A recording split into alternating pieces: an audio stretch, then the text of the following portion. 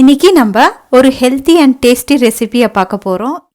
முளைக்கட்டிய கொள்ளு baby potato gravy. வாங்க அதுக்கு தேவையான பொருட்கள் என்னன்னு பார்க்கலாம்.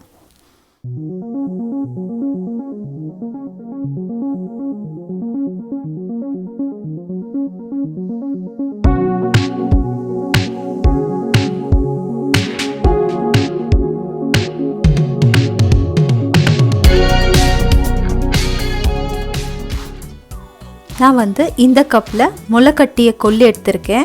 இந்த கப்பில் 120 கிராம்ஸ் கிட்ட இருக்கும்.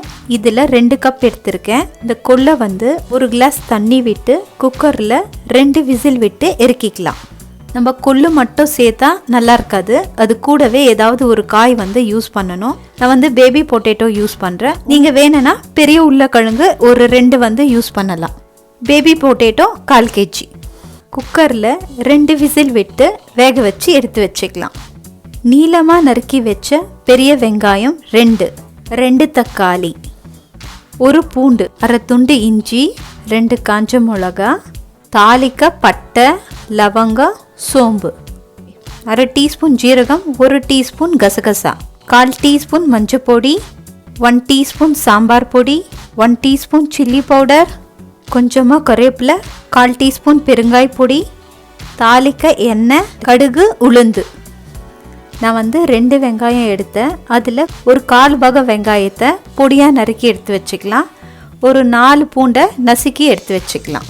கொஞ்சமாக நறுக்கி வச்ச கொத்தமல்லி, தேவையான அளவு உப்பு. கடாயில் ஒரு 3 டீஸ்பூன் எண்ணெய் விட்டுக்கலாம்.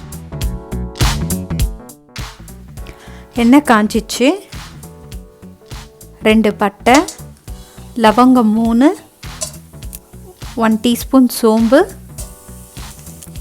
1/2 டீஸ்பூன் ஜீரகம், 1 டீஸ்பூன் கசகசா, நீளமாக நறுக்கி வச்ச வெங்காயம்,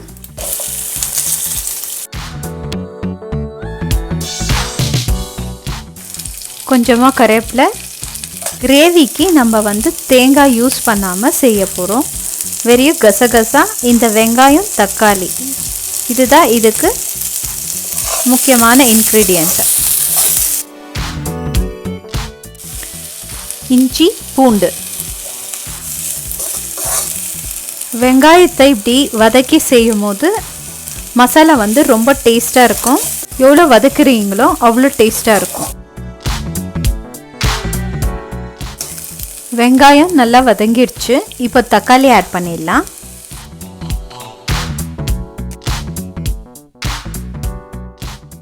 ஒரு 2 நிமிஷம் நல்லா வதக்கிக்கலாம். வெங்காய தக்காளி நல்லா வதங்கிடுச்சு. அதில் 1/4 டீஸ்பூன் மஞ்சள் பொடி, 1 டீஸ்பூன் சாம்பார் பொடி, 1 டீஸ்பூன் ரெட் சில்லி பவுடர் எல்லாத்தையும் சேர்த்து நல்லா வதக்கிக்கலாம்.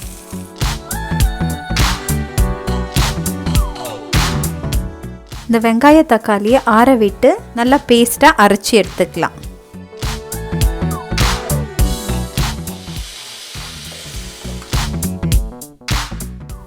குக்கர் வச்சிடலாம். அதில் ஒரு 2 டீஸ்பூன் எண்ணெய் விட்டுக்கலாம். எண்ணெய் நல்லா காஞ்சிச்சு.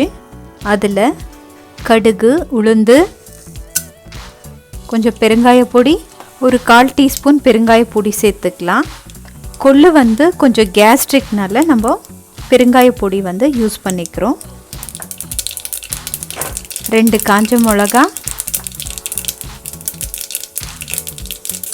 நசுக்கி வச்ச பூண்டு, பொடியாக நறுக்கின வெங்காயம்,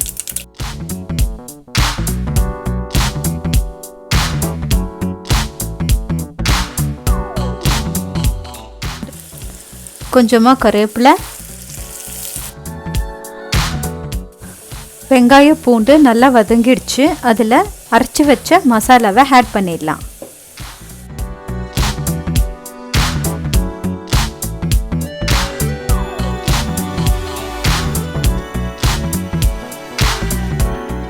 வாசனை அப்படியே தூக்குதுங்க.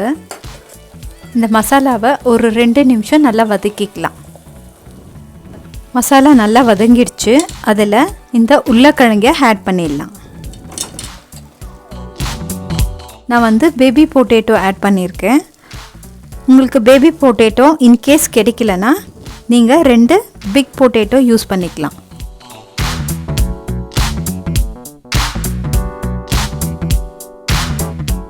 தேவையான அளவு உப்பு சேர்த்துக்கலாம்.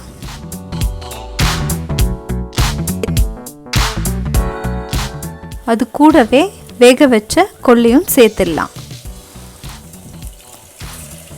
அந்த கொள்ளில் இருக்கிற தண்ணி கூட நம்ம ஆட் பண்ணிக்கணும். இந்த கொள்ளு குழம்பை வீக்லி ஒன்ஸ் எடுத்துக்கிட்டிங்கன்னா வெயிட்டை வந்து நீங்கள் ஈஸியாக ரெடியூஸ் பண்ணலாம். இந்த டைமில் நீங்கள் உப்பு காரம் எல்லாத்தையும் செக் பண்ணிக்கலாம். எனக்கு வந்து 1 கிளாஸ் கிட்ட மசாலா அரைச்சி வச்ச தண்ணி கிடச்சிருக்கு, அதையும் சேர்த்து ஆட் பண்ணிடுறேன். இந்த கொள்ளு குழம்பு ரொம்ப திக்காகவும் இல்லாமல் தின்னாகவும் இல்லாமல் நல்ல ஒரு மீடியமான கன்சிஸ்டன்சியில் இருக்கணும். இப்போ இந்த கொள்ளு குழம்பை 1 விசில் விட்டு இறக்கிக்கலாம். இப்போ குக்கர் ஓப்பன் பண்ணி பார்க்கலாம்.